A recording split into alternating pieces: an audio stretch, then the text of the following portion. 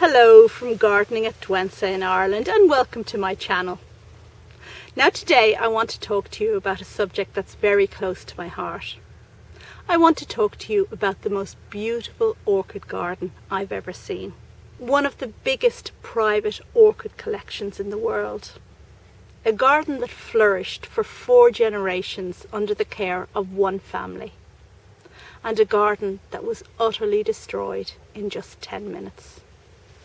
Some of my long-term viewers may recall that in January of this year I was fortunate enough to visit the fantastic Portuguese island of Madeira.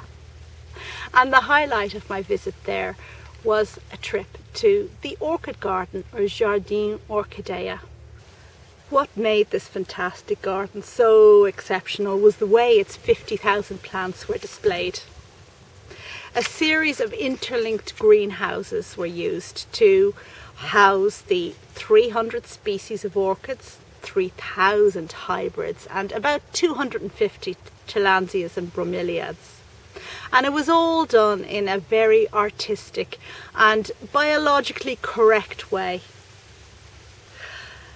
It was just amazing, and I'm going to put a link now up above to the video I made in January when I visited that fantastic place.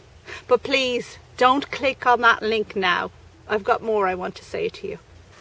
The company behind the orchid garden was founded in Austria in 1905 by the Pregetter family. And originally they dealt with cyclamen. They grew them, they sold them in Europe. Only in 1964 did they decide to focus exclusively on orchids. And in 1991 they moved to Madeira. Now, Madeira is a wonderful place for growing orchids, and perhaps 65 to 70% of all of the world's orchids can be grown on this island. In August of this year, a series of fires were deliberately started on the island of Madeira by some unstable people. And pretty soon the fires were engulfing the capital city of Funchal. 1,000 people were evacuated and 3 people died in the devastation that followed. But the Pregetter family had time to prepare. They knew the fire was coming and they had all day to damp down their collection and their property in anticipation of what would follow. They waited outside with hoses and buckets, prepared to fight for their livelihood. But when the fires came, they were too fierce. And within 10 minutes, the whole life's work of 4 generations lay in ruins. The family had to stand and watch as everything went up in smoke. To give an idea of the devastation, of the 50,000 plants that were on the premises, only about 2,000 were salvageable. So the family lost not only their business and their collection, which included some orchids which are extinct in the wild, so unrecoverable, but they also lost their home, and that of elderly Joseph Pregetter and his disabled wife.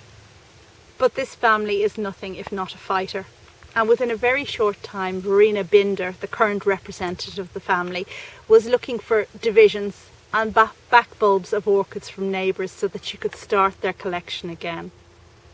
There is an appeal in place to get the Pregetter family back on their feet. So in order to buy a few plants and open up the exhibition again, they're going to need 50,000 euros.